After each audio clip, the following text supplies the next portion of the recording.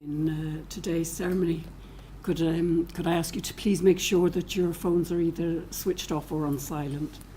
Thank you. Is this on? Can you hear me? Yeah.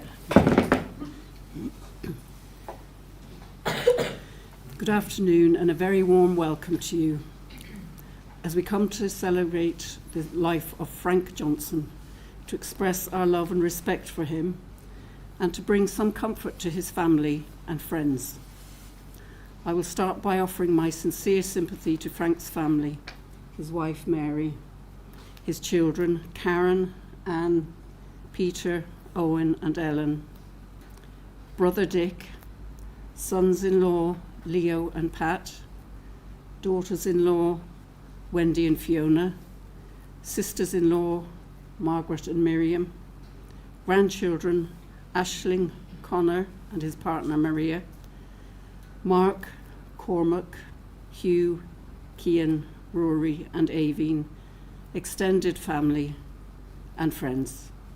It is particularly poignant as Frank was predeceased not long ago by his son Luke. Thank you all for being here to celebrate Frank's life and support the family and each other.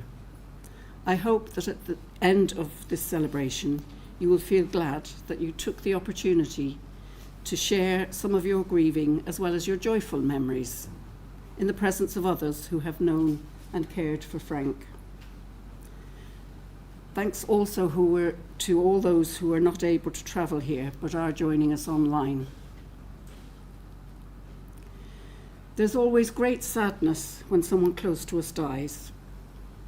Death, although it happens to all of us eventually, is never convenient, and even if expected, it still comes as a shock to those who are left behind. Frank's death was sudden and unexpected, and at such a difficult time just before Christmas and so soon after Luke's death. But amidst all the sadness, the grief, and the awful sense of loss, it's important to take the opportunity to celebrate the richness of the life that has been lived. We will do this by hearing about Frank's life through the tribute prepared by his family, some poems, and through music. My name is Jill Bell, and I'm a humanist celebrant accredited by the Humanist Association of Ireland. I was honoured to be asked by Frank's family to assist with this celebration of his life. They chose to have a humanist ceremony in accordance with Frank's wishes and his own beliefs. Some of you may have been to other humanist ceremonies, and for some, this may be the first, so let me tell you just a little about humanism. Humanism is a joyful and ethical life stance which places human values at the centre of its philosophy. It encourages people to think for themselves and to care for others, and it places a strong emphasis on family and community and the environment. Its basic premise is that we are rational beings who possess the capacity for being altruistic,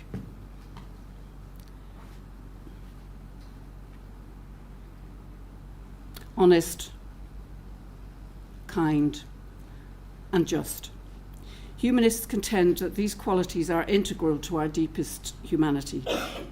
The fundamental attitudes of humanism are respect, tolerance, and acceptance of others, whatever their class, colour, or creed. So, whatever your own beliefs are, you are all equally welcome.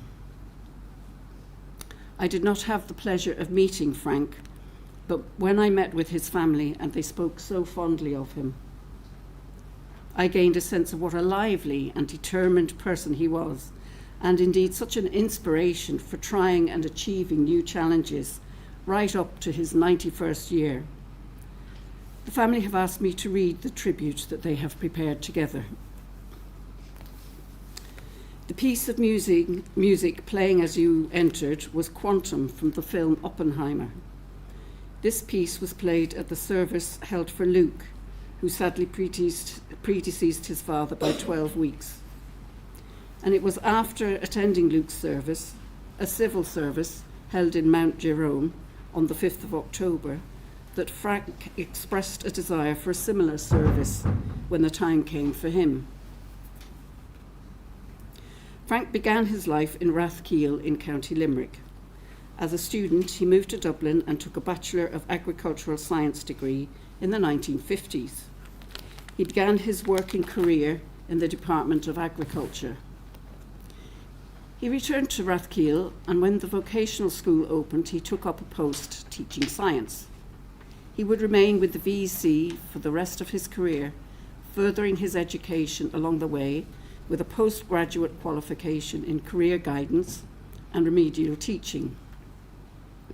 He became the career guidance and remedial teacher for West Limerick. Excuse me. At 60, he completed his Master's in Education with an MEd. From 1964 to the time he left Rathkeale, Frank acted as a science officer in the Civil Defence.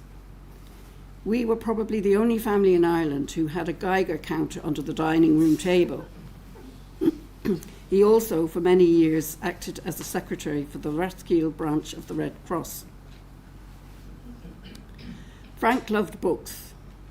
On retiring, Frank and Mary moved to Sligo, buying a new house off the plans, which allowed him to house his family around his books. As the house could be built to specification, he made arrangements to have the walls and ceilings reinforced to take the weight of his collection. After a brief pause to settle into Sligo and adjust to retirement, he applied to what was then Sligo IT, now the ATU, for a newly established Level 8 course for mature students in Irish archaeology. As the course was new, the qualification process required an interview when they asked for mature students. However, we do not think that they had a student quite as mature as Frank in mind. The interviewer cautioned him that there were aspects of the course that could be physically demanding. Could he, they asked, be able to climb into a ditch if required? Frank replied, no problem getting in, but he might need some help getting out though. He was accepted and became the most mature of the mature students by about 20 years.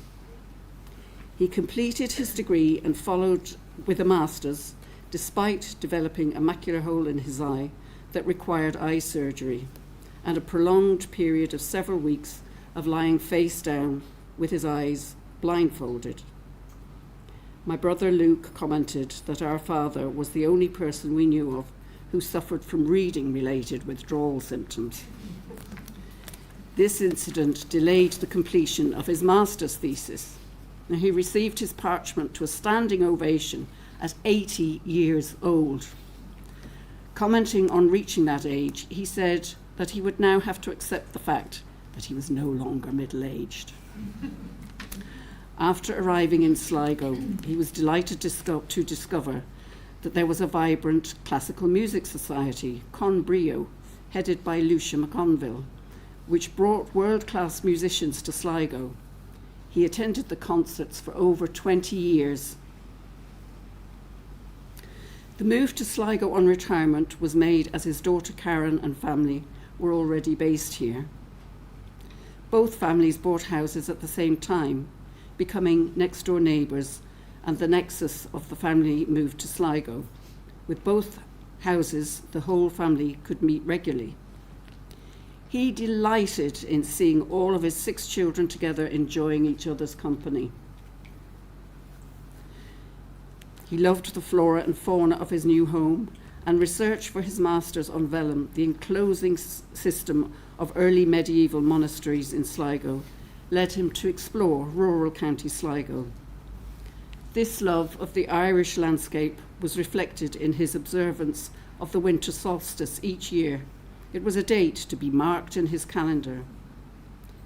It is somehow in total keeping with him that he should die on that date. He kept up the habit of exploring County Sligo until the COVID restrictions came in. This enforced slowing down had an impact on his health, and a simple fall in 2020 led to a fracture in his neck. He was surprised and delighted to discover he had survived what was described as a hangman's fracture and endured 13 weeks of restricted movement and a neck brace with good humour and stoicism. In 2022, he had a pacemaker inserted. When he went for his checkup earlier this year, he was informed that the battery was good for another 9 years.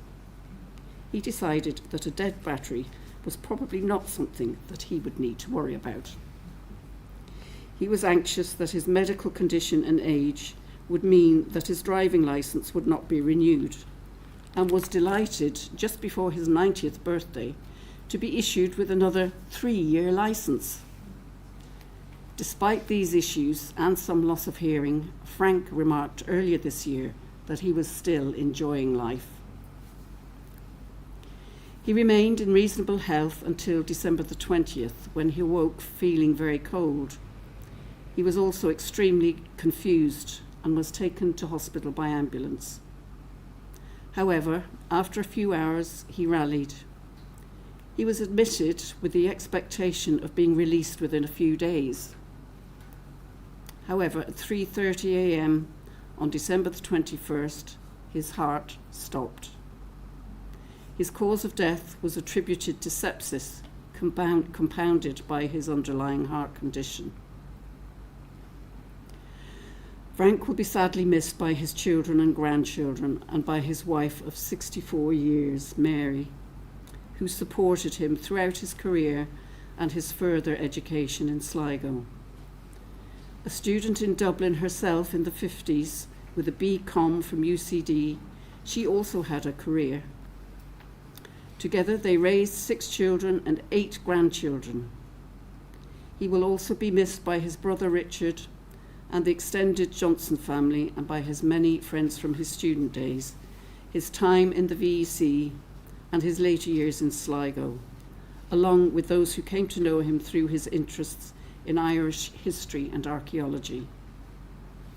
His was a life well lived, a lesson that we should all take from him, not to let age limit you. He achieved so much in retirement, an example to all of us. Now one of Frank's granddaughters, Aisling, will read the Song of Wandering Angus by W.B. Yeats.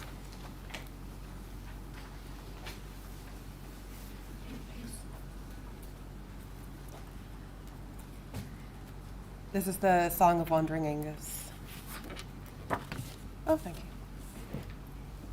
I went out to the hazelwood because a fire was in my head, and cut and peeled a hazel wand, and hooked a berry to a thread.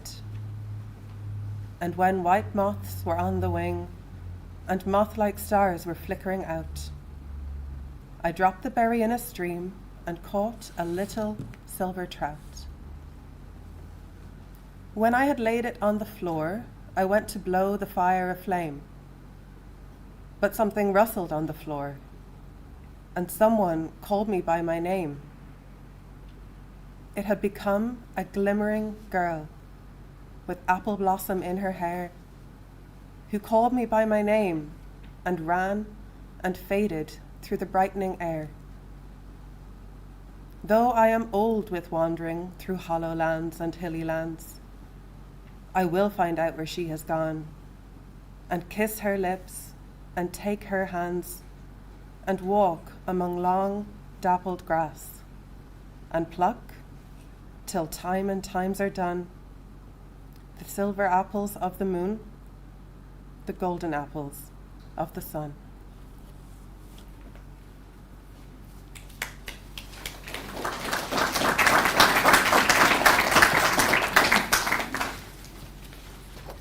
Thank you, Aisling. Beautiful words. And now, while we listen to some music, which Frank loved, I invite you each to take a few moments to remember him in your own way. Those of you with religious faith may like to use these moments in private prayer.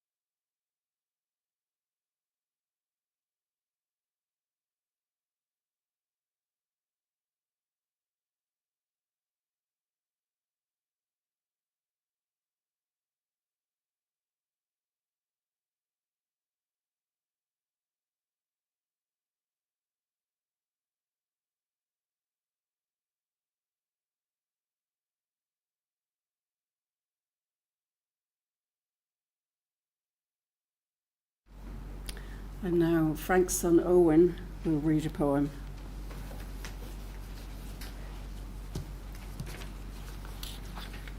The Road Not Taken by Robert Frost. Two roads diverged in a yellow wood, and sorry I could not travel both and be one traveller. Long I stood and looked down as one as far as I could to where it bent in the undergrowth. Then took the other as just as fair, and having perhaps the better claim, because it was grassy and wanted wear, though as for that, the passing there had wore them really about the same. And both that morning equally lay in leaves no step had trodden black. Oh, I kept the first for another day, yet knowing how many way leads on to way, I doubted if I should ever come back. I shall be telling this with a sigh, somewhere ages and ages hence. Two roads diverged in a wood, and I took the one less travelled by, and that made all the difference.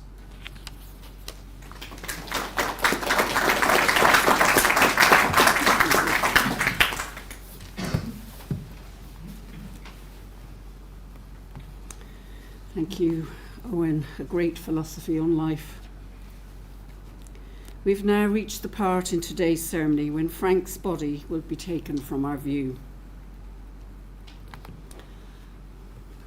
Frank Michael Johnson, born on the 8th of September 1933, lived until the 21st of December 2023.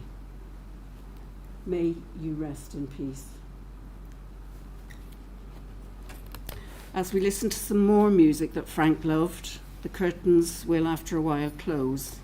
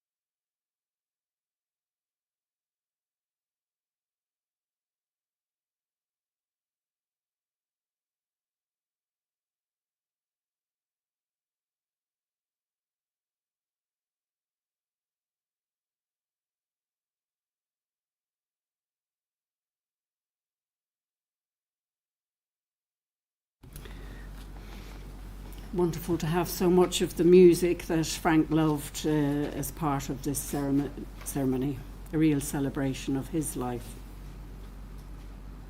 And so our ceremony for Frank will shortly draw to a close. On behalf of Frank's family, I would like to thank all of you who've come here, especially those who've travelled a long way, to be with us and say goodbye to Frank today. A heartfelt thank you to the staff in the emergency department of Sligo University Hospital and the staff here in Feehily's funeral home. There will be a private cremation later. After we leave here, the family would like to invite you all for tea or coffee and sandwiches in the Glasshouse Hotel. We have been remembering with love and appreciation a life that has ended, and now we must return to living our own lives, enriched by these memories. The separateness, the uniqueness of each human life is the basis of our grief in bereavement. Look through the whole world and there is no one like the one you have lost.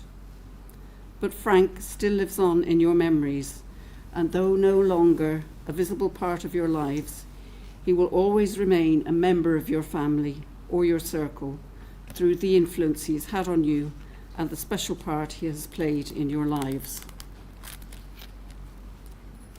To everything there is a season and a time for every purpose on earth, a time to be born and a time to die. Although today we are deeply sad that Frank is no longer with us, hold on to him in your thoughts. There is no need to part from him too hastily. Talk about him often. Repeat the words and sayings he used, the jokes he made, and enjoy your memories of him, just as we have done today. It's been a privilege being with you. Mind yourselves. Mind each other. Live life to the full, as Frank did, and treasure every moment. And now we'll have finally some more music that Frank loved from Beethoven, and then the family will lead out.